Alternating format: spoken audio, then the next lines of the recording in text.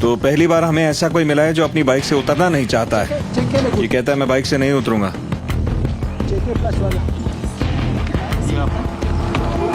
इस औरत का कहना है कि इस बोरे में मक्का है और कुछ भी नहीं है। ऐसा बर्ताव तो किसी ने नहीं किया। वो सब लोग शांति से अपना सामान दिखा के चलते बने।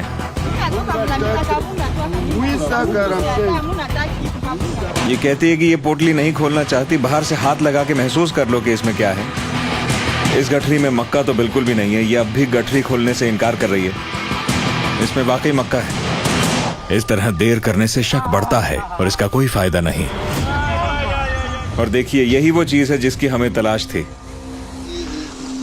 इसे देखकर लगता है कि कोई खुर वाला जानवर है, जैसे कोई डाइकर या कुछ। इसे जला दिया गया है और ये पोर्क्यूपाइन है।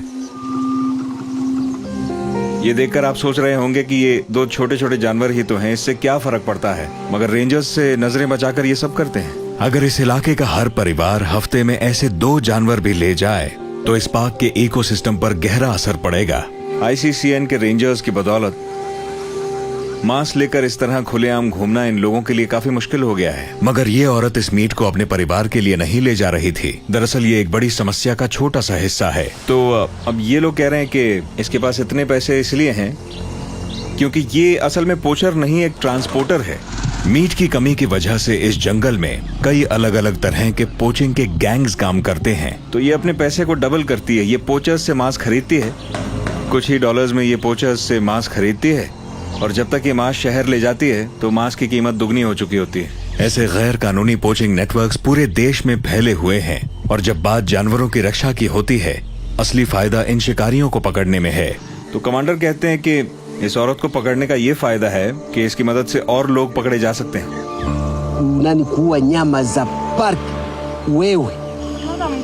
Hapana.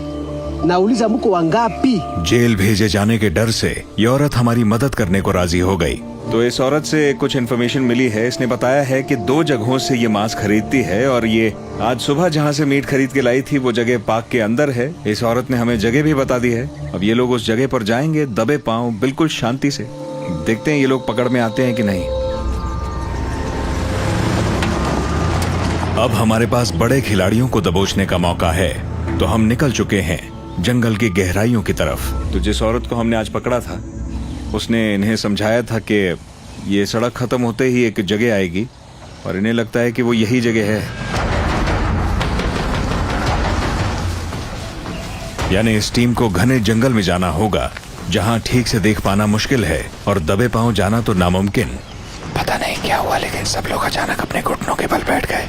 धुएं की महक आ रही है। शायद आसपास कैंप है। हमें आगे बढ़ने का सिग्नल मिल गया है।